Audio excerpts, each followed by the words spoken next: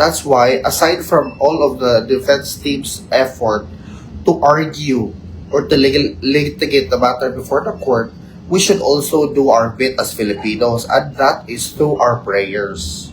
Isa yan sa mga pwede natin gawin, kahit nandito ba tayo sa dahig or wala. Ano po ang gusto ninyong mangyari na hindi na tayo magbalita sa development dito? Hindi na nga nila binabalita kung ano nangyari kay Tatay Digong. Gusto nyo pa na walang makaalam. Gusto nyo makalimutan talaga si Tatay Digong ng buong taong bayan. Hindi nyo man mapigil yan kasi kung si Congressman Pulong pa magsabi, demokrasya ito, hayaan nyo kami sa aming gustong gawin. Kasi hindi nyo man ito ama. Hindi, sabi nga niya, gusto nyo ba mangyari nyo sa papa nyo? Ganito, ganyan na lang, di ba? So wag po tayo, ano po tayo ma'am? Demokrasya po tayo, wag po natin pigilan ang mga aksyon ng iba. Wala naman po akong nilalabag ng batas Wala naman po akong hinahayop. Wala naman po akong ginagagong tao. Wala naman po akong ginagawang kasama. Ang ginagawa ko lang sa kaimuturan ng puso ko, this is a voluntary word. Yan po ang totoo. Wala naman po akong intensyon na manlimla kung ano. Ang lahat po ng binabalita ko ay naka-document po yan lahat, may video po yan lahat para po walang dagdag, walang bawas. So daw, what does ICC tell? Ma'am, wala pa pong JJ Molina, wala pa pong judgment about kay PRRD. Lahat po ng ginagawa ngayon is part of the, or are part of the pre-trial phase. Ngayon po, ini-establish pa po ng prosecutor, Office of the Prosecutor, kung meron bang merit para ito pong kaso before the ICC ay dapat or karapat-dapat na mag-proceed to proper trial. So wala pa pong acquit or convict dito.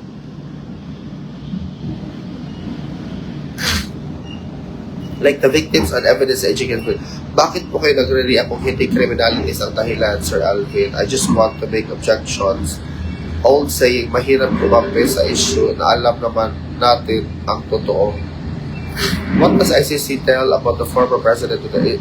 Is there other reasons to acquit him? What do you mean? Are you saying that he's JJ Molina? Are you saying that he's already convicted? That you have an overwhelming proof that he should be convicted? Wala nga ma-file na kaso sa Pilipinas? Bakit dito pa sa ICC? Diba?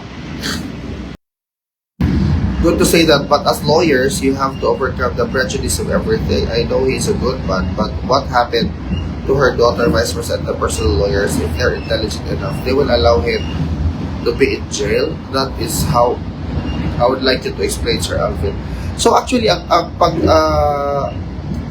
pag-detain po or pag-put po the PRRD inside the ICC detention facility is not a punishment, or it's not part of the punishment. It is part of the rules of the ICC promulgated under the Rome Statute. That this is nothing but a precautionary measure to ensure that all throughout the proceedings nandiyan po si PRRD. It's just that for us, I view this, I share the sentiment of many Filipinos that this is some sort of a punishment for an 80-year-old who, by the way, is not a flight risk, who should be given humanitarian reason. I don't have any question with respect to the lawyers of PRRD because they are not lawyers for nothing, They have received the stature that they are in right now, and they have become part of the lead counsel, of the defense team of PRRD. Because of their skills and abilities, which is not present to anyone else, not even myself. I'm not even a lawyer myself. I am knowing this in my capacity as an ordinary Filipino, trying to do my bit as a Filipino with respect to what I see or what I call as a political persecution happening to the former president. Mr. JJ Molina, what you are saying in effect is that because a person or a lawyer or whatever profession is very good at what they're doing, they should be able to get PRRD home. That's what they're doing basically. But it's just that what these things takes time. There's a process to follow with respect to the judicial proceeding. You cannot just say because I'm good or I'm excellent at what I'm doing, PRRD should be brought back to the Philippines tomorrow. No. If that's the case, all of the prisoners should do the same with respect to their representation through their councils. I'm sorry, through their council. But there's a process that we need to follow and respect. If there's no process to follow and respect, why would the former president still be inside? Everybody should be asking the same question as you are espousing right now, di ba? Kahit gano'n ka pa kagaling, there is a process, there's a proceeding that needs to be respected. Si D.O.J. Remulla mismo nagsalita, wala na ebidensya sa Philippines. Yeah, that's why I asked Attorney Kaufman about that. There's an allegation that evidences were destroyed. He emphasized multiple times that President Duterte did not destroy evidence or form part in destroying any evidence, because destroying evidence is a criminal offense. So I asked the question, if there are no evidences present or can be found in the Philippines, what evidences are to be presented before the ICC to the Office of the Prosecutor? Interim release is only a provisional release. That is, if that is granted, PRRD will live under certain circumstances or guidelines po na dapat niyang i-follow all throughout the pre-trial until the confirmation of the charges, or perhaps until the case is over. Malalaman po natin yan actually.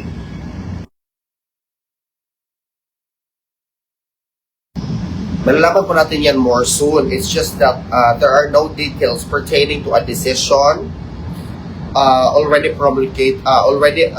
done by the court or by the pre-trial chamber with respect to the urgent request for interim release. So I will not be silenced, or I will definitely not conform to an opinion or ideology that I should stop what I am doing from day one, because I am a discerning Filipino and I have my own convictions. I don't just follow because I am told what to do. No. I have my own brain to use, and I'm critical enough to assess on whether or not what I'm doing is good, effective, or otherwise. You cannot silence me just because my disposition or my conviction are in contrary or in juxtaposition to what you are actually trying to espouse. I am my own person. I have my own conviction. So don't enforce on me what you think is supposed to be done correctly. That's why, aside from all of the defense team's effort to argue or to litigate the matter before the court, we should also do our bit as Filipinos, and that is through our prayers. Isa yan sa mga pwede natin gawin, kahit nandito ba tayo sa dahig or wala. That's why, Delmar Garcia, that's why it is the job of the defense team to litigate this matter before the court. What we can do as ordinary citizens is to really show our unwavering love and support. Well, there are some suggestions that we pressure the local, the country where the ICC is located, but that will definitely come with a big sacrifice from our fellow countrymen. And in today's age and time, it's very dangerous to linger this particular ideology or approach in the minds of our kababayan, who's, by the way, here in Europe to, bring food to the table for their family and stuff like that. So let us not be impulsive. You can object, but the fault is because they are not anticipated. Her daughter is in the position of the office of the vice president, and her involvement in the graft and corruption. These are all allegations what you're espousing right now, to be honest.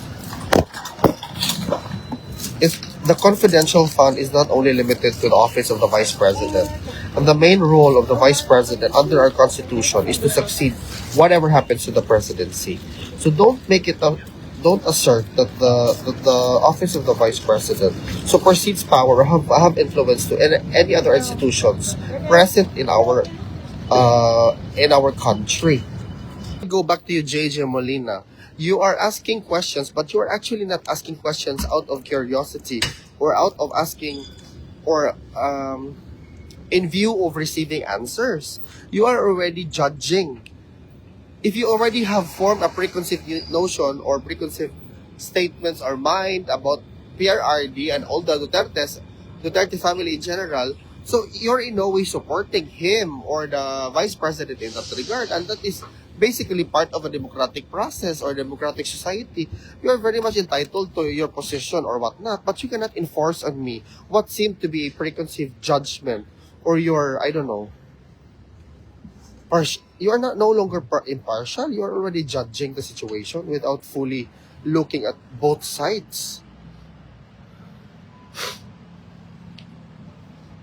Wala sa kanya. Wala sa kanya.